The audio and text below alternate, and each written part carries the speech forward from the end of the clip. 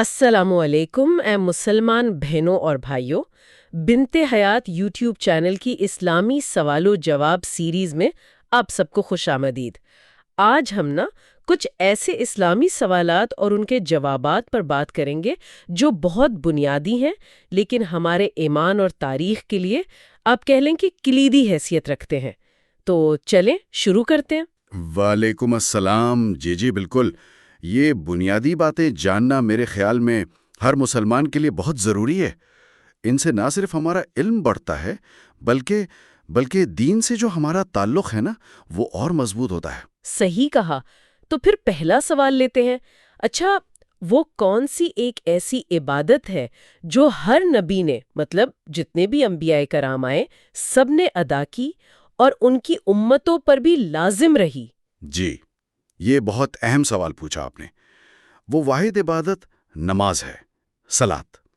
دیکھیں، ہو سکتا ہے کہ اس کی شکل، اس کا طریقہ وقت کے ساتھ تھوڑا مختلف رہا ہو۔ اچھا۔ جی، لیکن اللہ کے سامنے جھکنا، اس کی عبادت کرنا، یہ بنیادی عمل تمام انبیاء کرام علیہم السلام کی شریعت کا آپ کہیں کہ لازمی جزو رہا ہے۔ سبحان اللہ! یعنی نماز کا تصور ہمیشہ سے موجود رہا ہے۔ بالکل، یہ انسان اور اللہ کے درمیان رابطے کا سب سے خاص ذریعہ ہے۔ بہت خوب۔ اچھا، اب کچھ سوالات ہمارے پیارے نبی حضرت محمد مصطفیٰ صلی اللہ علیہ وسلم، ان کی ذات مبارکہ کے حوالے سے۔ آپ صلی اللہ علیہ وسلم کی والدہ محترمہ کا اسم گرامی کیا تھا؟ آپ صلی اللہ علیہ وسلم کی والدہ ماجدہ، ان کا مبارک نام حضرت آمنہ رضی اللہ عنہا تھا، آمنہ بنت وہاب۔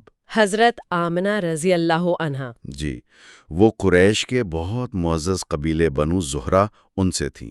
اور آپ صلی اللہ علیہ وسلم کے دادا جان، جنہوں نے پہلے آپ کے والد کے انتقال کے بعد اور پھر آپ کی والدہ کے انتقال کے بعد بھی آپ کی پرورش کی ذمہ داری سنبھالی، ان کا نام کیا تھا؟ جی، وہ آپ صلی اللہ علیہ وسلم کے دادا عبد المطلب تھے۔ عبد المطلب۔ جی، وہ قبیلہ قریش کے سردار تھے اور انہوں نے بڑی محبت سے، بڑی شفقت سے آپ صلی اللہ علیہ وسلم کی دیکھ بھال کی۔ 8 سال کی عمر تک آپ انہی کے پاس رہے۔ ماشاءاللہ۔ ان کا کردار تو بہت اہم رہا آپ صلی اللہ علیہ وسلم کی ابتدائی زندگی میں۔ یقیناً بہت اہم۔ جزاک اللہ۔ اچھا، اب چلتے ہیں آپ صلی اللہ علیہ وسلم کی حیات طیبہ کے آخری ایام کی طرف۔ وہ جو آپ صلی اللہ علیہ وسلم نے حج کے موقع پر ایک بڑا تاریخی، بڑا جامع خطبہ دیا تھا، جو آج تک ہمارے لیے مشعل راہ ہے، اسے کیا کہتے ہیں؟ جی، وہ مشہور خطبہ حجت الوداع کہلاتا ہے۔ خطبہ حجت الوداع۔ جی۔ اور دیکھیں، وہ صرف ایک خطبہ نہیں تھا، وہ تو ایک طرح سے اسلام کے بنیادی اصول، انسانی حقوق کا مکمل چارٹر تھا وہ۔ اچھا۔ جی، نسلی برتری کا خاتمہ، عورتوں کے حقوق، معاشی انصاف، بھائی چارہ، سب کچھ تھا۔ اور آپ صلی اللہ علیہ وسلم نے فرمایا تھا کہ آج دین مکمل ہو گیا۔ اس کی اہمیت آج بھی ویسی ہی ہے۔ بے شک، بے شک۔ اس خطبے کو سمجھے بغیر شاید اسلام کی روح کو سمجھنا مشکل ہے۔ بالکل۔ اچھا جی، اب رخ کرتے ہیں اسلام کی ایک اور عظیم ہستی، شیر خدا حضرت علی کرم اللہ وجہہ کی طرف۔ ان کا وہ مشہور لقب کیا ہے جو ان کی بہادری کی وجہ سے مشہور ہوا؟ حضرت علی رضی اللہ عنہ کا سب سے مشہور لقب تو اسد اللہ ہے۔ اسد اللہ یعنی اللہ کا شیر۔ یہ لقب انہیں ملا ہی ان کی بے مثال شجاعت اور بہادری کی وجہ سے، خاص طور پر میدان جنگ میں۔ کیا کہنے! جی، وہ علم و حکمت میں تو کمال تھے ہی، شجاعت میں بھی ان کا کوئی ثانی نہیں تھا۔ اللہ ان سے راضی ہو۔ اچھا، اب کچھ سوالات قرآن مجید کے متعلق۔ قرآن پاک کی سب سے پہلی، یعنی نزول کے اعتبار سے مکمل نازل ہونے والی پہلی سورت کون سی ہے؟ دیکھیں، نزول کے اعتبار سے تو پہلی آیات سورت علق کی تھیں۔ جی، لیکن مکمل سورت کے طور پر جو سب سے پہلے نازل ہوئی وہ سورت الفاتحہ ہے۔ سورت الفاتحہ، جسے ام القرآن بھی کہتے ہیں۔ بالکل، ام القرآن یعنی قرآن کی ماں، اور اس کی وجہ یہ ہے کہ اس میں پورے قرآن کا خلاصہ ہے۔ جی، توحید، رسالت، آخرت، اللہ سے دعا، ہدایت کی طلب، سب کچھ۔ زبردست۔ اچھا، اور قرآن مجید کی سب سے لمبی سورت کون سی ہے؟ سب سے طویل سورت وہ ہے سورۃ البقرہ۔ سورت البقرہ۔ یہ تو کافی طویل ہے۔ جی، تقریباً 2.5 پارے ہیں اس میں۔ ہم، یہ مدنی سورت ہے۔ اور اس کی کیا خاص بات ہے؟ مطلب اتنی طویل کیوں ہے؟ اصل میں مدینہ میں جب اسلامی ریاست بن رہی تھی تو اس نئے معاشرے کے لیے قوانین، عقائد، عبادات، سماجی اصول، معاشی ہدایات، پچھلی قوموں کے قصے، یہ سب تفصیل سے اس میں بیان ہوئے ہیں۔ تو یوں سمجھ لے کہ یہ اسلامی زندگی کا ایک مکمل نقشہ پیش کرتی ہے۔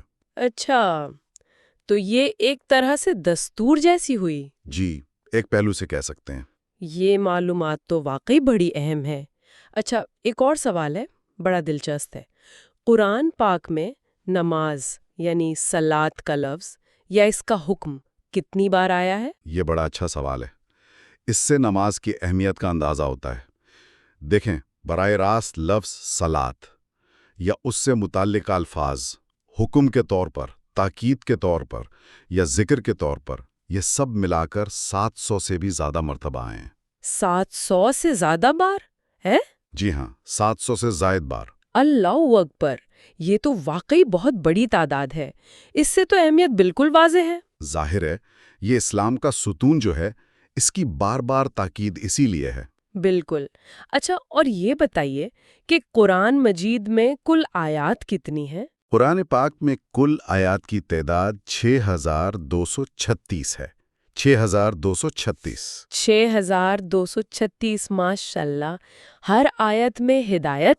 جی، ہر آیت حکمت اور رہنمائی کا خزانہ ہے۔ اور ان ہزاروں آیات میں سے وہ کون سی آیات ہیں جن کو پڑھنے یا سننے پر سجدہ کیا جاتا ہے؟ سجدہ تلاوت جسے کہتے ہیں، وہ کتنی ہیں؟ جی، قرآن مجید میں کل 14 ایسے مقامات ہیں جہاں سجدہ تلاوت آتا ہے۔ 14 مقامات؟ جی، 14۔ ان آیات میں عموماً اللہ تعالیٰ کی عظمت، اس کی قدرت یا پھر مخلوقات کا اس کے سامنے سجدہ ریز ہونے کا ذکر ہوتا ہے۔ اچھا۔ تو ان کو پڑھنے یا سننے پر سجدہ کرنا، یہ اللہ کی بڑائی کے سامنے اپنی عاجزی کا اظہار ہے۔ فقہا کے نزدیک یہ واجب ہے یا سنت موقدہ؟ صحیح، جزاک اللہ خیرہ۔ تو آج ہم نے چند بنیادی مگر بہت اہم باتوں کا ذکر کیا، جیسے نماز کی عالمگیر حیثیت، نبی اکرم صلی اللہ علیہ وسلم کی زندگی کے کچھ اہم پہلو، حضرت علی رضی اللہ تعالی عنہ کی شان، اور قرآن سے متعلق کچھ بنیادی معلومات۔ جی، یہ وہ چیزیں ہیں جو میرے خیال میں ہر مسلمان کے لیے جاننا بہت ضروری ہیں۔ کہ علم میں ضرور اضافہ ہوا ہوگا، اور یہ جو بنیادی باتیں ہیں ان کی اہمیت بھی مزید واضح ہوئی ہوگی۔